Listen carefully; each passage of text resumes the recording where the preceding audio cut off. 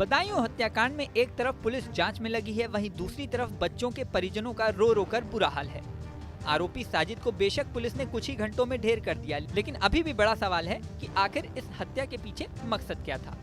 इस पूरे घटनाक्रम को देखें तो साजिद की दुकान और पीड़ित परिवार आस पड़ोस में ही रहते थे। दावा किया जा रहा है कि साजिद पीड़ित परिवार को कई साल से जानता था। पीड़ित बच्चों की मां संगीता ब्यूटी पार्लर चलाती थी।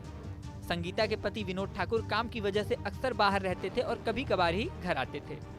दोनों परिवारों में अच्छे संबंध थे, इसी वजह से साजिद आराम से विनोद ठाकुर के घर आया। संगीता के अनुसार उसने संगीता से 5,000 रुपए मांगे। संगीता का कहना है कि उसने अपने पति से फोन पर बातचीत करने के बाद 5,000 रुपए दे भी दिए। इसके बाद साजिद ने कहा कि उसकी तबीयत ठीक नहीं है और हवा लेने के लिए वो छत पर जाना चाहता है। इन सब बातों से साफ है कि उसका परिवार में अच्छा खासा परिचय था। मीडिया रिपोर्ट्स के अनुसार किसी बात पर रंजिश इस हत्या की बड़ी वजह हो सकती है, लेकिन विनोद ठाकुर इस बात से साफ इनकार करते हैं। सुनिए मृतक बच्चों के पिता विनोद ठाकुर ने क्या कहा। नहीं, व्यवहार देखिए, हम रहते नहीं थे यहाँ, मैं तो बाहर रहता हूँ। बस आना जाना, बाल कटवाए, यही व्यवहार था हमारा। क्या करना मुझे इससे? कुछ भी नहीं हुई हमारी कभी। पता नहीं है क्यों मैटर क्या बना इसका, या किसी ने मैटर बनवाया है, पता नहीं। इसके हाथ का ऐसा काम करवाया कि हम ऐसा करें, इस चीज तो हमें भी पता नहीं चल रहा है। बीच वाले बेटे की हालत कैसी है? बीच वाली तो सही है, क्योंकि थोड़ा चोट लगी हल्की हाथ में।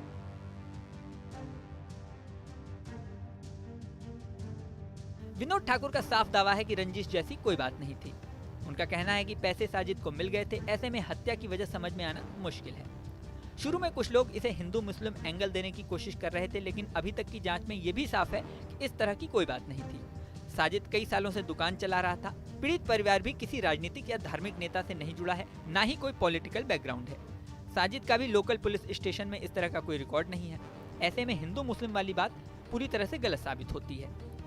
साजिद ने हत्या के बाद संगीता से कहा था कि काम पूरा हो गया।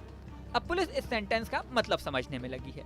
सबसे बड़ी बात है कि पुलिस ने साजिद को पकड़ने की कोशिश की, लेकिन उसने पुलिसकर्मियों पर हमला कर दिया। मुठभेड़ में साजिद की मौत हो गई। अब पुलिस उससे पूछताछ करके पता लगा नहीं सकती। पुलिस ने साजिद के पिता और चाचा को हिरासत में लेकर पूछताछ की है, लेकिन उनसे कोई संतोषजनक बात पता नहीं चली है। कुछ लोग तंत्र मंत्र जैसी बात के भी कयास लगा रहे हैं, लेकिन आमतौर पर ऐसी हत्याओं में कुछ टोने टोटके किए जाते हैं, कुछ पूजा पाठ या कुछ विधियां होती हैं। साजिद ऐसा कुछ भी नहीं करता था, ये भी अभी तक सामने आ चुका है। सुनिए अभी तक की जांच में पुलिस का क्या कहना है।